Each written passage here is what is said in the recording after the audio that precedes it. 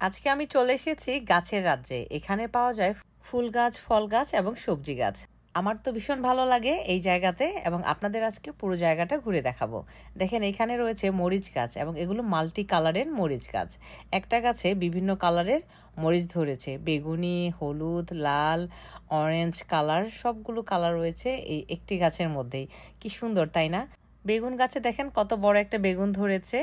আর এখানে রয়েছে আরো অনেক অনেক সবজি। এই যে দেখেন কত সুন্দর ক্যাপসিকাম ধরেছে গাছে, একদম লাল হয়ে গেছে। এত সুন্দর এই সবজিগুলো এবং খেতেও কিন্তু বেশ মজাদার। এই যে দেখেন এটা সবুজ রঙের, কয়েকদিন পরে আবার এটাও লাল হয়ে যাবে।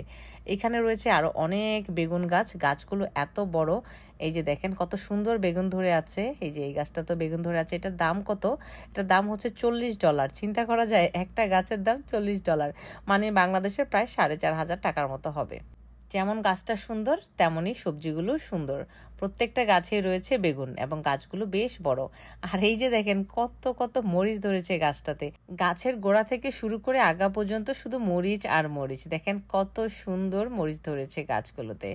এত সুন্দর লাগছে মরিচ দেখে। আর এগুলো হচ্ছে টমেটো। দেখেন কত সুন্দর টমেটো ধরে আছে, হাজার হাজার টমেটো একটা গাছের মধ্যেই। এই যে দেখেন কত সুন্দর টমেটো ধরেছে।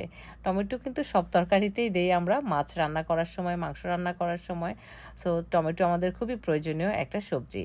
আর এই যে দেখেন এখানে রয়েছে ছোট ছোট গাছ, বাট ছোট গাছগুলোতেই কত সুন্দর মরিচ ধরেছে, দেখতেই কত ভালো লাগছে। দেখেন একদমই ছোট গাছ, এগুলো হচ্ছে ক্যাপসিকাম, খুবই সুন্দর, একদম ছোট গাছের মধ্যে কত সুন্দর সবজি ধরেছে। আর এইগুলো হচ্ছে আরও এক জাতের মরিচ।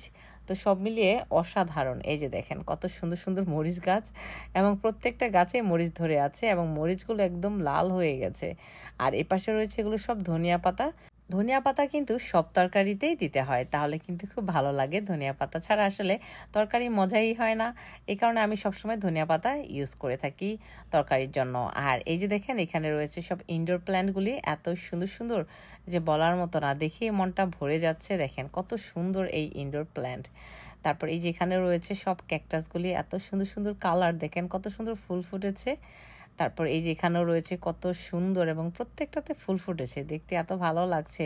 সবুজের মধ্যে লাল ফুল, অসাধারণ। এগুলো কিন্তু ঘরের ভিতরে রাখা যায় এবং কোনো নষ্ট হয় না, কোনো কিছু না, এবং খুব বেশি একটা পরিচর্যা বা কষ্ট করতেও হয় না এই ক্যাকটাসগুলোর জন্য। এই যে এখানে রয়েছে আরও অনেক অনেক ইনডোর প্ল্যান্ট, এগুলো ঘরের ভিতরেই রাখা যায়, বাইরে নেওয়ার কোনো প্রয়োজন নাই, ঘরের ভিতরেই সুন্দরভাবে এগুলো থাকবে। এই যে দেখেন এই ফুলগুলো কত সুন্দর, এই গাছগুলো কত সুন্দর। সো আমি দেখে রীতিমতো মুগ্ধ, কোনটা ছেড়ে কোনটা নেব এমন অবস্থা হয়েছে। সবগুলোই ভালো লাগছে। এখন আমি নিজেই কনফিউজড যে কোনটা ছেড়ে কোনটা নেব। দেখেন এত সুন্দর সুন্দর গাছ।